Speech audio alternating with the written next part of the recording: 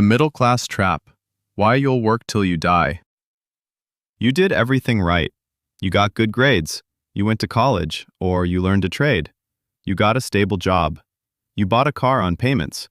Maybe a house, if you're lucky, with a 30-year mortgage that outlives most marriages. You pay your taxes. You save what you can. You tell yourself, one day, this will pay off. But here's the question nobody wants to ask out loud. Pay off into what?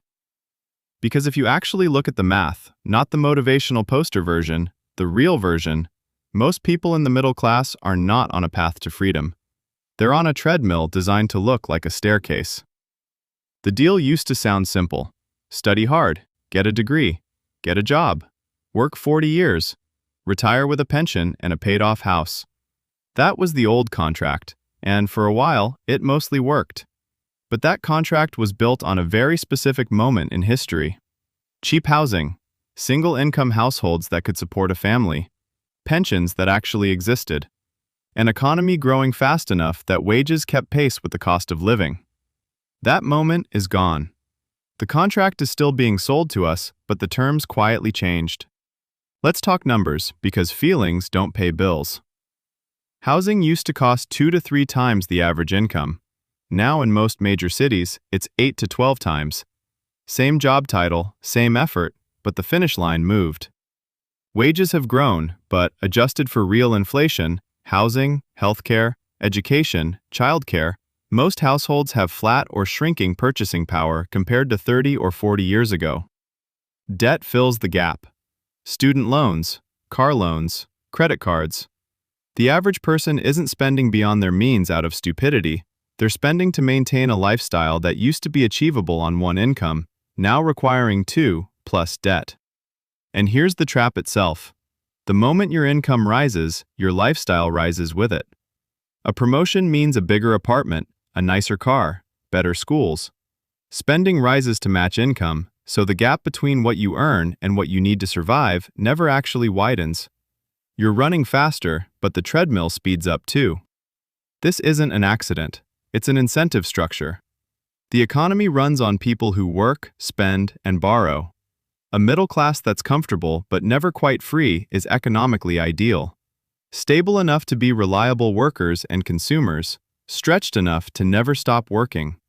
Marketing sells you upgrades as identity. Debt is marketed as normal. Everyone has a car payment. Retirement is pushed 40 years into the future, so present comfort always wins over long-term freedom. None of this requires a villain. It's just what happens when a system optimizes for consumption and labor, not for individual freedom. The real trap isn't poverty. Poverty is obviously bad. You know you need to escape it. The middle-class trap is more dangerous because it's comfortable enough to tolerate. You have just enough. Enough to enjoy weekends, enough for a vacation once a year, enough to feel like complaining would be ungrateful. That comfort is what keeps people from taking the risks that actually build wealth. Starting something, investing seriously, changing careers, moving cities. Why gamble what you have when what you have is fine? So people stay, for 40 years, trading their most valuable resource, time, for a stability that quietly expires the moment they can't work anymore. So how do people actually get out? First, they stop scaling spending with income. Every raise, every bonus, a portion goes to assets, not lifestyle. This single habit is the biggest difference maker of all. Second, they build income that doesn't require their hours. A job trades time for money, 1-to-1. Escaping the trap means owning something, a skill turned into a product, an investment, a business that earns without your direct hours attached. Third, they treat debt as a tool, not a lifestyle. Debt for something that grows in value is different from debt for comfort that fades. The trap thrives on people confusing the two.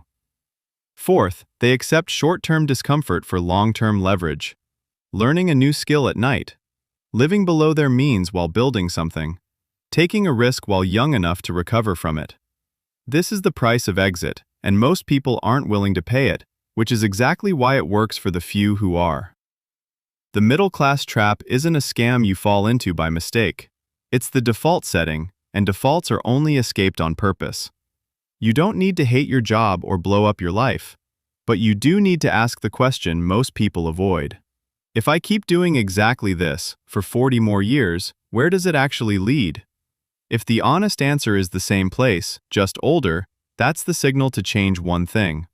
Not everything, just one.